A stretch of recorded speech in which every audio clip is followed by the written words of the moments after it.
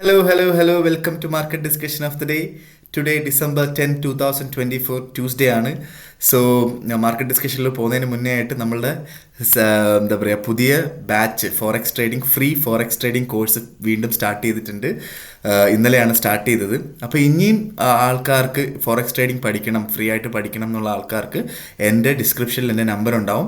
അടുത്ത ക്ലാസ് 2 ആഴ്ചക്കകത്ത് വെച്ചിട്ട് എല്ലാ 2 ആഴ്ച കൂടുമ്പോഴും അല്ലെങ്കിൽ 3 ആഴ്ച കൂടുമ്പോഴും നമ്മളുടെ പുതിയ ഫോറക്സ് ട്രേഡിംഗ് കോഴ്സ് സ്റ്റാർട്ട് ചെയ്യുന്നതാണ്. അപ്പോൾ നിങ്ങൾക്ക് ആർക്കെങ്കിലും താല്പര്യം ഉണ്ടെന്നുണ്ടെങ്കിൽ എനിക്ക് മെസ്സേജ് അയച്ചു കഴിഞ്ഞാൽ ഉറപ്പായിട്ടും ഞാൻ ബാക്കി കാര്യങ്ങൾ കോർഡിനേറ്റ് ചെയ്യുന്നതായിരിക്കും. So coming to market discussion, fundamental സൈഡിൽ നിന്ന് നോക്കിക്കഴിഞ്ഞാൽ നമുക്ക് ഒറ്റ കാര്യമേ പറയുള്ളൂ. ഇന്ന് ഫണ്ടമെൻ്റൽ ഡേ അല്ല, ഇന്ന് ഫുള്ളി നമുക്ക് ടെക്നിക്കൽ നോക്കി ട്രേഡ് ചെയ്യാൻ പറ്റുന്നൊരു ദിവസമാണ്. അതുകൊണ്ടിട്ട് തന്നെ ഫണ്ടമെൻ്റലായിട്ട് നമുക്ക് നോക്കാനുള്ളത് നാളത്തെ ദിവസം ഉച്ചയ്ക്ക് UK ടൈമിംഗ് ഉച്ചയ്ക്ക് 1:30 മണിക്ക് CPI വരുന്നുണ്ട്. ഇന്ത്യൻ ടൈമിംഗ് 7 മണിക്ക് CPI വരുന്നുണ്ട്.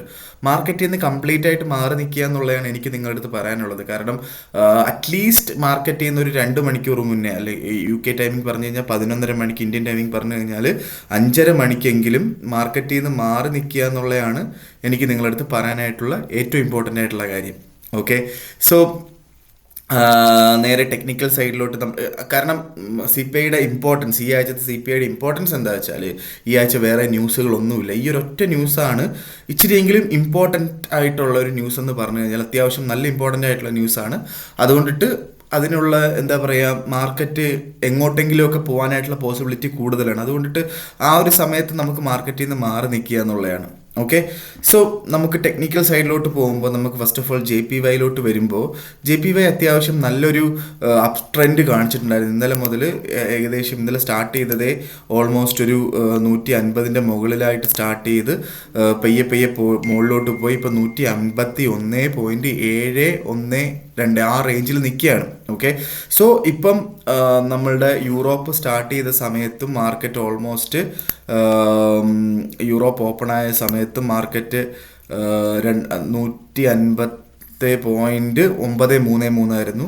ഇപ്പോൾ ഓൾമോസ്റ്റ് 152 അടുത്തോട്ട് പോയിക്കൊണ്ടിരിക്കുകയാണ്. അപ്പോൾ അടുത്ത ഏഷ്യ ക്ലോസ് ആവുന്നതിന് മുന്നേ ആയിട്ട് 152 ക്രോസ് ചെയ്ത് മുകളിലോട്ട് പോയില്ല എങ്കിൽ, അല്ലെങ്കിൽ അവിടുന്ന് ഒരു പ്രൈസ് റിജക്ഷൻ കാണിക്കുന്നുണ്ട് എങ്കിൽ അവിടുന്ന് നമുക്ക് ധൈര്യമായിട്ടൊരു സെല്ലെടുത്ത് സ്റ്റാർട്ട് ചെയ്യാം എന്നുള്ളതാണ്. ഓക്കെ, അറ്റ്ലീസ്റ്റ് നമുക്കൊരു 150 വരെ ഉള്ള ഒരു വലിയൊരു മൂവ്മെൻറ്റ് നമുക്കതിനകത്ത് നിന്ന് കിട്ടും എന്നുള്ളതാണ് JPYയിലെ ഏറ്റവും വലിയൊരു അഡ്വാൻറ്റേജ് എന്ന് പറഞ്ഞു കഴിഞ്ഞാൽ. അങ്ങനെ 152 നമ്മൾ സെല്ലെടുക്കുന്ന ആൾക്കാർ 152.40 മുകളിലായിട്ട് സ്റ്റോപ്പ് ലോസ് വെക്കണം എന്നുള്ളതാണ് അതിനകത്തുള്ളൊരു ഇമ്പോർട്ടൻ്റ് ആയിട്ടുള്ളൊരു കാര്യം. പക്ഷേ അങ്ങനെ ചെയ്ത് കഴിഞ്ഞാൽ അത്യാവശ്യം നല്ല ഒരു മൂവ്മെൻറ്റ് തന്നെ നമുക്ക് JPYയിൽ കിട്ടും എന്നുള്ളതാണ്. പക്ഷേ 152 ക്രോസ് ചെയ്താൽ ഉറപ്പായിട്ടും മാർക്കറ്റ് 152ൻ്റെ മുകളിലോട്ട് പോയാൽ നമുക്ക് അപ് ട്രെൻഡ് ആണെന്നുള്ളൊരു കാര്യം നമുക്ക് മനസ്സിലാവുകയും ചെയ്യും. എന്നും പറഞ്ഞാൽ നമുക്ക് ബൈ എടുക്കാനും പറ്റില്ല. കാരണം മാർക്കറ്റ് അറ്റ് പ്രസൻറ്റ് കണ്ടീഷനിൽ നോക്കുകയാണെങ്കിൽ ഒരു ഡൗൺ ട്രെൻഡ് മൂവ്മെൻ്റ് ആണ് കാണിക്കുന്നത്. ഓക്കെ, സോ നമുക്ക് 152ൻ്റെ അവിടെ കിട്ടിക്കഴിഞ്ഞാൽ സെല്ലെടുത്തുകൊണ്ട് JPY സ്റ്റാർട്ട് ചെയ്യാം എന്നുള്ളതാണ് JPYയിലുള്ള കാര്യം. നേരെ നമ്മൾ യൂറോയിലോട്ട് വരുമ്പം യൂറോ നമുക്ക് ഇന്നലത്തെ ദിവസം 101.0530 അടുത്ത് വെച്ചിട്ട് ബൈ ചെയ്തിട്ടുള്ള ആൾക്കാർക്ക് നല്ലൊരു മൂവ്മെൻറ്റ്, ഓൾമോസ്റ്റ് ഒരു 50 പിപ്പിൻ്റെ മൂവ്മെൻറ്റ് യൂറോയിൽ തന്നിട്ടുണ്ട്. യൂറോയിൽ സംബന്ധിച്ചിടത്തോളം അതൊരു നല്ലൊരു മൂവ്മെൻ്റ് ആണ് ആക്ച്വലി. ഓക്കെ, സോ ഇന്നലെ നമ്മൾ പറഞ്ഞിട്ടുണ്ടായിരുന്നു 1.0500 അടുത്ത് കിട്ടുകയാണെങ്കിൽ ബൈ ചെയ്യുക എന്നുള്ളത്. ഓക്കെ, സോ അത് നല്ലൊരു മൂവ്മെൻറ്റ് നമുക്ക് കിട്ടിയിട്ടുണ്ടെന്നുള്ള എൻ്റെ വിശ്വാസം. ഇനിയും നമുക്ക് 1.0500 അടുത്ത് കിട്ടിക്കഴിഞ്ഞാൽ ഉറപ്പായിട്ടും വീണ്ടും ബൈ ചെയ്യാം. 1.0700 മുകളിൽ പോകുമ്പോഴാണ് ഒരു ലോങ് ടേം ബൈയിലോട്ട് നമുക്ക് GBPയിൽ പോകാൻ പറ്റുക.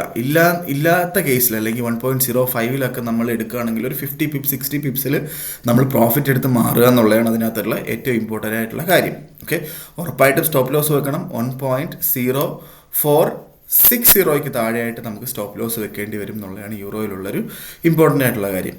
ഓക്കെ, പിന്നെ ബാക്കി കുറേ പൊളിറ്റിക്കൽ ഇഷ്യൂസ് നടക്കുന്നുണ്ട്.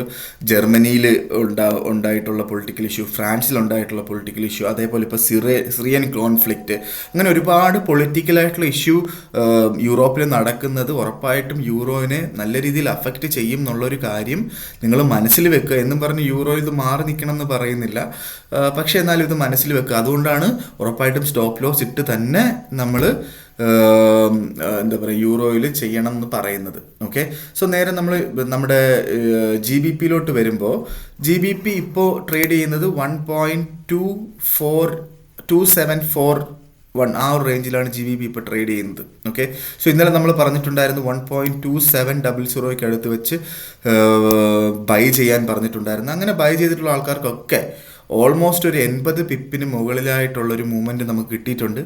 ഓക്കെ, സോ വീണ്ടും 1.2700 അടുത്ത് കിട്ടാനുള്ള പോസിബിലിറ്റി കൂടുതലാണ്. നമുക്കൊരു 1.27 ഇന്നലെ നമുക്ക് മാർക്കറ്റ് വന്നൊരു സ്ഥലം ഇവിടെയൊക്കെ 1.27200 ആ ഒരു ലെവലിലൊക്കെ നമുക്ക് മാർക്കറ്റ് ഇനിയും കിട്ടുകയാണെന്നുണ്ടെങ്കിൽ ഉറപ്പായിട്ട് നമുക്ക് വീണ്ടും അവിടുന്ന് ബൈ ചെയ്ത് സ്റ്റാർട്ട് ചെയ്യാം. 1.2660 താഴെയായിട്ട് നമുക്ക് സ്റ്റോപ്പ് ലോസ് ഇടേണ്ടി വരും എന്നുള്ളതാണ് GBPയിലുള്ളൊരു ഏറ്റവും ഇമ്പോർട്ടൻ്റ് ആയിട്ടുള്ള കാര്യം.